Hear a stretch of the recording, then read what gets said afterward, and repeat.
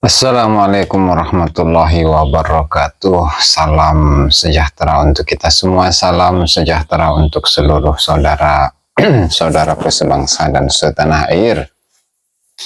Dimanapun Anda berada, para hadirin, para pemirsa yang berbahagia, kembali lagi bersama dengan saya Abdul Aziz Jazuli di channel ini.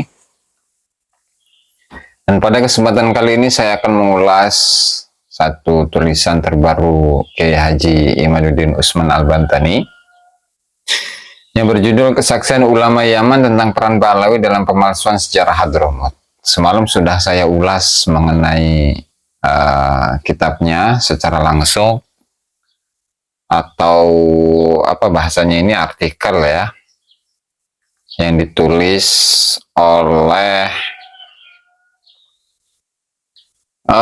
Abdullah bin Saleh bin Ali Abu Tal'ah Asy-Syarafi, salah satu peneliti sejarah Hadramut, di mana di sana diuraikan bagaimana peranan dari kolonial Inggris yang telah mengobok-obok, yang telah intervensi dalam penyusunan sejarah Hadramut. Maka langsung saja dalam kesempatan kali ini saya akan menguraikan bagaimana isi dari kitab atau artikel tersebut, di mana artikel ini diulas secara detail oleh Kiai Haji Imaduddin Usman Al-Bantani dalam tulisannya yang terbaru yang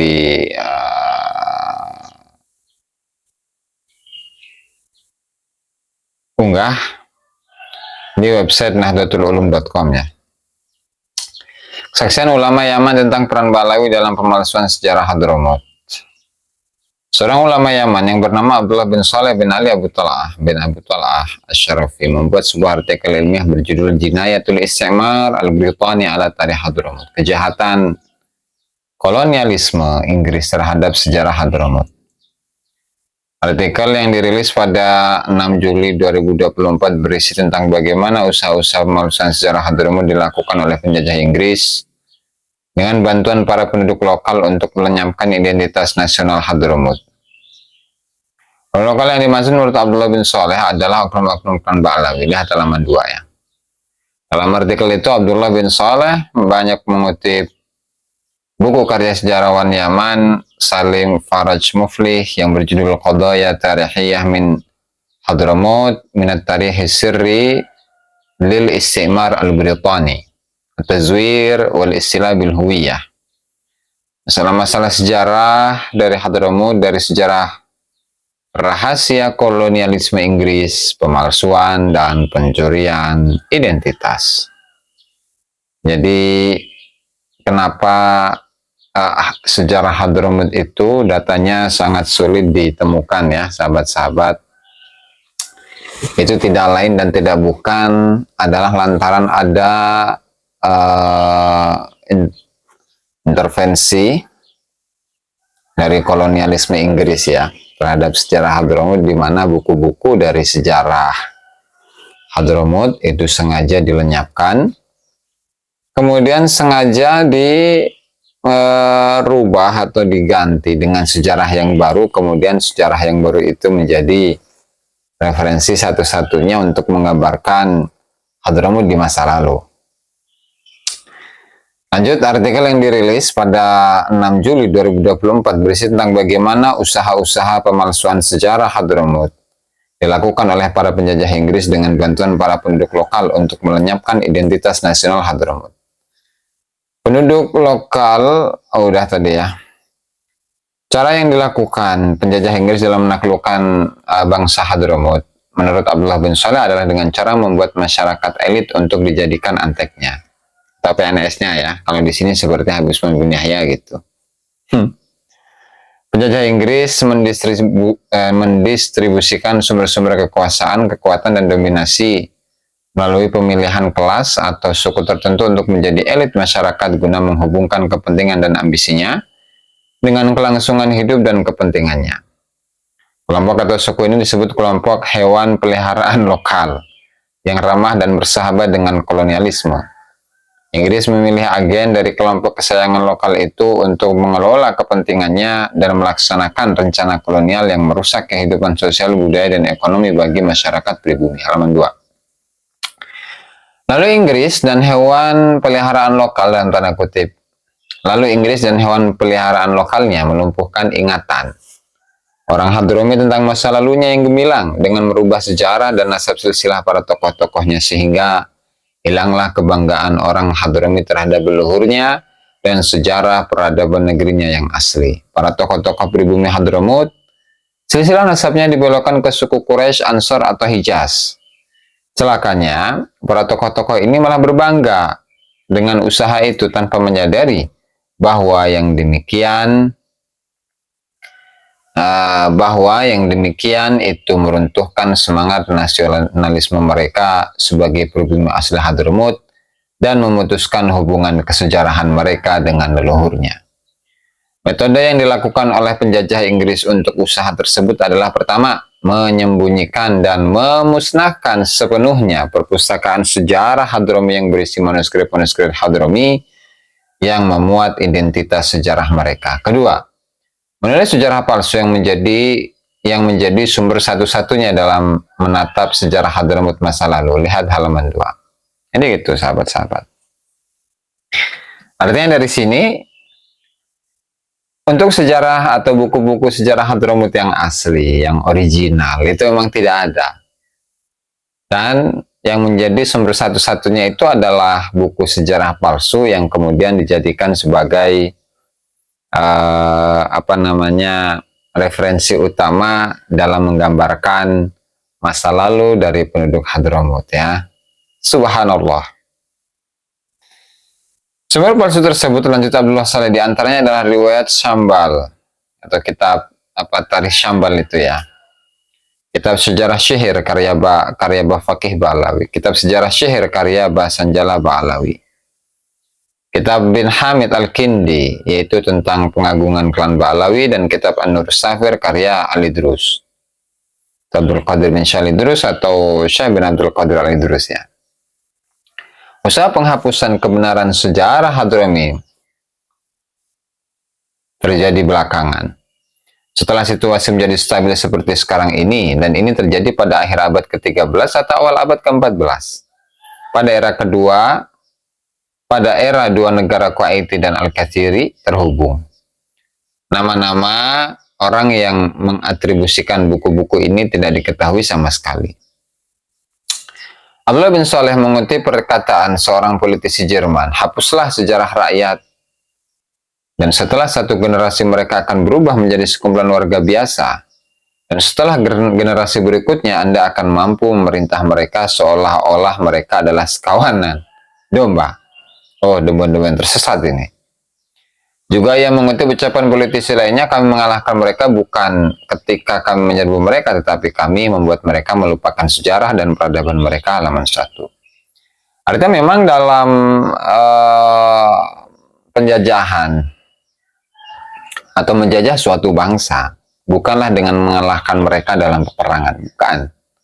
Tapi adalah dengan melupakan sejarah leluhur mereka, sehingga mereka tidak berbangga diri dengan leluhur-leluhur mereka, tetapi berbangga diri kepada orang lain. Seperti penjajahan spiritual yang saat ini terjadi, ya, di Indonesia, ya. Halaman 1 itu. Adalah bagaimana para agen elit lokal melaksanakan rencana penjajahan dalam buku-buku sejarah Hadromi. Sekelompok dari mereka, menurut Abdullah bin Saleh, mengumpulkan manuskrip-manuskrip dari perpustakaan dan individu, perpustakaan ini, ya, pribadi. Kemudian manuskrip-manuskrip itu dihilangkan. Mereka mengambilnya dengan paksa dan ancaman. Salah satu dari mereka biasa membual bahwa dia mencium bau buku di rumah. Orang-orang dari klan Ba'alawi yang berkeliling mencari manuskrip itu, menurut Abdullah bin Saleh, diantaranya adalah Al-Atas, Alwi Al-Haddad, Salim Ahmad Al-Muhdar, dan Salim bin Jindan. Al-Atas mengumpulkan manuskrip itu di perpustakaannya di Huraidah. Salim Ahmad Al-Muhdar mengumpulkan manuskrip itu di perpustakaannya di Habban. Soal yang menjindan disebut oleh Abdullah bin Saleh meminjam manuskrip lalu ia tidak mengembalikannya dan mengingkarinya, kemudian ia lari ke Jawa. Halaman 3. Masalah. Abdullah bin Saleh juga menyebutkan bahwa ketika manuskrip Diwan Syekh Umar bin Mahramah akan dicetak di Jawa, seorang dari marga As-Sakaf meminjamnya, kemudian naskah itu hilang. Menurutnya lagi, Abdullah Muhammad Al-Habsyi mencari dan mengumpulkan manuskrip sampai ke perpustakaan Son'a dan Emirat. Ia menerbitkan kitab Bahjatuz Zaman fi Tarikhil Yaman karya Yahya bin Husain Al-Qasim. Semula kitab itu terdiri dari 3 juz, kemudian ia jadikan 1 jilid karena ia membuang apa yang tidak ia inginkan. Begitu pula ia mentahqiq kitab Tarikh Ibnu Hissan. Menurut Abdullah bin Saleh, apa yang dilakukan Al-Habsyi ini terhadap kitab Ibnu Hissan itu termasuk dalam kategori sabotase dan lemah dari sisi pentahqiqan secara ilmiah. Halaman 3 ya. Penulis sendiri telah membaca kitab Tarikh Ibnu Hissan ini dan mendapati dalamnya ada berita tentang tahun wafat Muhammad bin Ali atau Fakih Muqaddam yang tidak ada dalam manuskrip aslinya. Al-Ustadz Awad bin Salim Hamdin membuat sebuah artikel dengan judul Haula Dhaya Masadir Tarikhil Hadrami tentang hilangnya sumber-sumber sejarah Hadramut yang ia sajikan dalam muktamar internasional tentang sejarah dan sejarawan Hadramut. Di dalam artikel itu yang menyebutkan bahwa penyebab hilangnya sumber-sumber sejarah itu adalah klan Ba'alawi dan para orientalis dengan keahlian dan pengalaman dalam studi penelitian. Mereka menyembunyikan apa yang mereka ingin sembunyikan dan mempermainkan sebagian sumber-sumber itu. Mereka melakukan pemutarbalikan, perubahan, dan pemalsuan terhadap kitab-kitab asli. Lalu ia membuat pengaburan sejarah Hadramut. Kemudian pada periode berikutnya, para elit Hadramut yang belajar kepada para orientalis itu menulis sejarah Hadramut berdasarkan sumber-sumber kitab yang palsu dengan metode yang disenangi oleh orientalis, yaitu dengan memuji para elit lokal yang sudi menjadi peliharaan penjajah. Ali bin Tahir Al-Haddad membuat buku sejarah Hadramut dengan judul Asy-Syamil. Lalu orientalis Inggris Serjean memuji Ali bin Tahir dengan mengatakan bahwa ia adalah Amid al-Mu'arrikhin, tumpuan para sejarawan. Menurut Abdullah bin Saleh, peninggian Serjean terhadap kedudukan Ali bin Tahir ini menunjukkan bahwa Alwi memiliki peran penting dalam mempermainkan sejarah Hadramut. Selain kitab Asy-Syamil karya Ali bin Tahir Al-Haddad, Abdullah bin Saleh juga menyebutkan kitab-kitab yang ditulis berdasarkan sumber-sumber palsu di atas seperti Ad-Durr wal Yaqut fi Buyutat Arab Al-Mahjar wa Hadramut karya Salim bin Ahmad bin Jindan Ba'alawi, Tarikh Daulat Al-Kathiriyah karya Muhammad bin Hashim Ba'alawi, Tarikh Hadramut karya Saleh Al-Hamid Ba'alawi, dan Adwar At-Tarikhil Hadrami karya Asy-Syatiri Ba'alawi.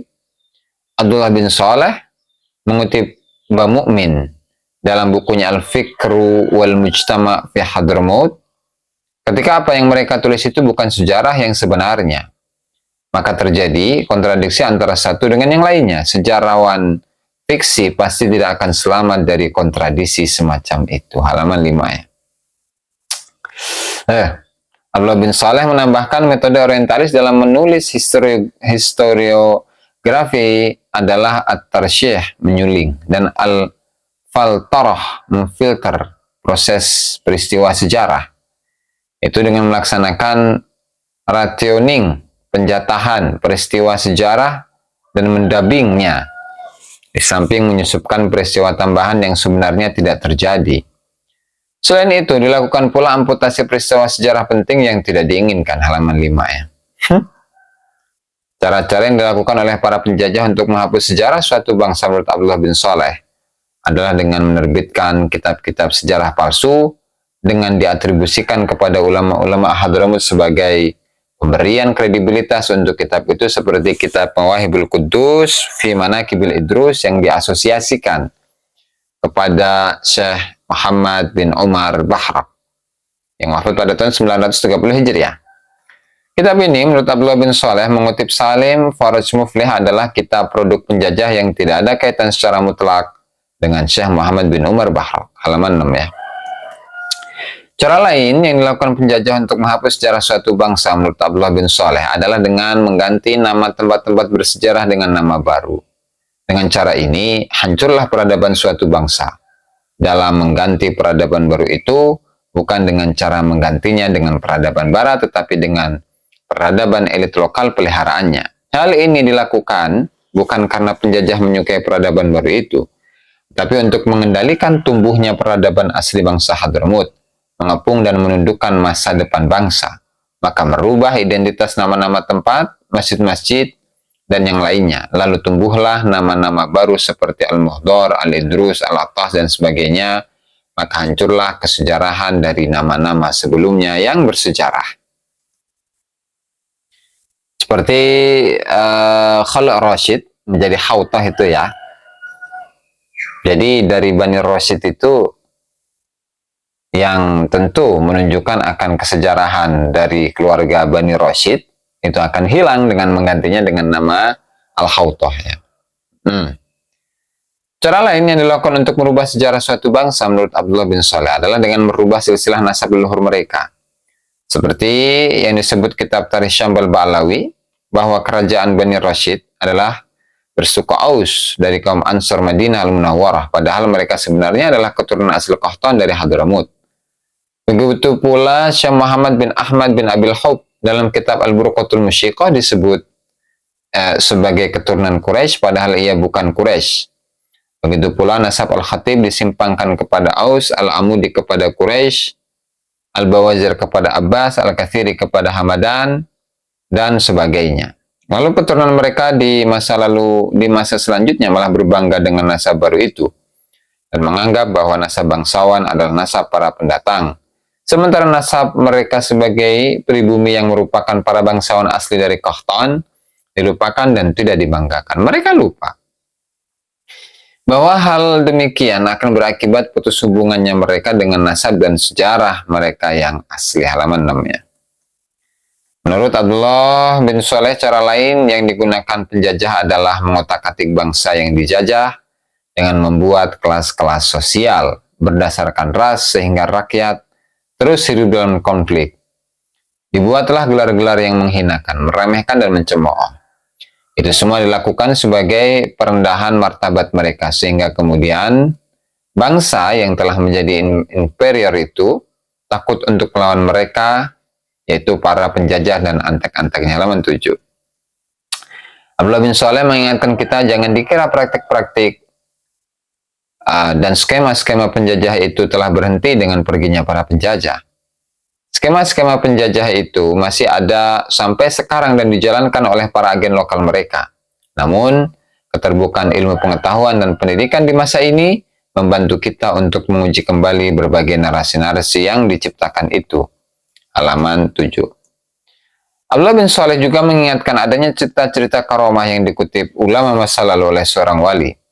Lalu cerita karomah yang sama dikutip oleh penulis masa kini, lalu diberikan untuk orang lain yang tidak masyhur kewaliannya, seperti kisah-kisah karomah yang ditulis oleh Al-Imam Asy-Sya'rani. Kisahnya diambil dalam kitab Al-Masyra'ur Rawi karya Asy-Syibli Ba'alawi, dalam tanda kurung ya. Namun individu yang berkeramatnya berbeda. Kadang satu keramat disematkan untuk orang yang berbeda-beda. Syekh Amin As-Sa'di mengatakan tidak ada satupun keluarga Ba'alawi generasi pertama yang ahli ilmu. Begitu pula Ibnu Ubaidillah mengatakan tokoh-tokoh Ba'alawi yang ditulis biografinya oleh Asy-Syibli dalam kitab Al-Masyra'ur Rawi tidak dikenal sebagai orang berilmu. Yang diantaranya seperti Muhammad Sahib Mirbat itu, yang dikatakan oleh Habib Abdurrahman bin Ubaidillah Asgaw sebagai la syahida lahu bil ilm. Tidak ada bukti, tidak ada saksi bahwa Muhammad Sahib Mirbat adalah sosok yang berilmu. Lalu kenapa harus memaksakan diri untuk mengatakan bahwa Muhammad Sahib Mirbat itu adalah orang yang pertama kali menyebarkan keilmuan di kota Mirbat? Bahkan gelar Sahib Mirbat itu sendiri itu pun dicomot dari seorang raja Mirbat yang bernama Muhammad bin Ahmad Al-Akhal Al-Manjawi, yang merupakan raja terakhir dari dinasti Manjawiyah yang bergelar Sahib Mirbat. Namun gelar tersebut itu disematkan kepada kakeknya, Faqih Muqaddam yang bernama Muhammad bin Ali. bin Alwi Khaliq Qasem itu ya.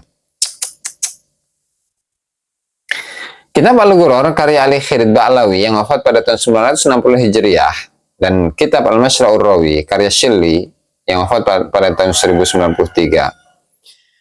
Menurut Abdullah bin Saleh, mengutip Alexander Krish adalah dua kitab yang isinya pengkesanan Ba'lawi sebagai keluarga agung yang melahirkan para ulama, ahli zuhud dan sufi. Sedangkan para keluarga lain ditempatkan hanya sebagai pengikut, pengagum dan penggemar. Menurut Ba'lawi, para ulama-ulama itu berada dalam posisi yang lebih rendah dalam susunan tangga-tangga kepentingan. Para ulama itu dianggap mempunyai disabilitas atau takdir untuk dapat menyamai mereka. Sedangkan keluarga-keluarga yang lain yang bukan ulama, dalam pandangan Ba'lawi dimarginalkan, seperti kerumunan yang tidak bernilai apapun. Itu semua dilakukan oleh Ba'lawi sebagai legalitas mereka adalah para sufi dan ulama-ulama awal di Hadramut.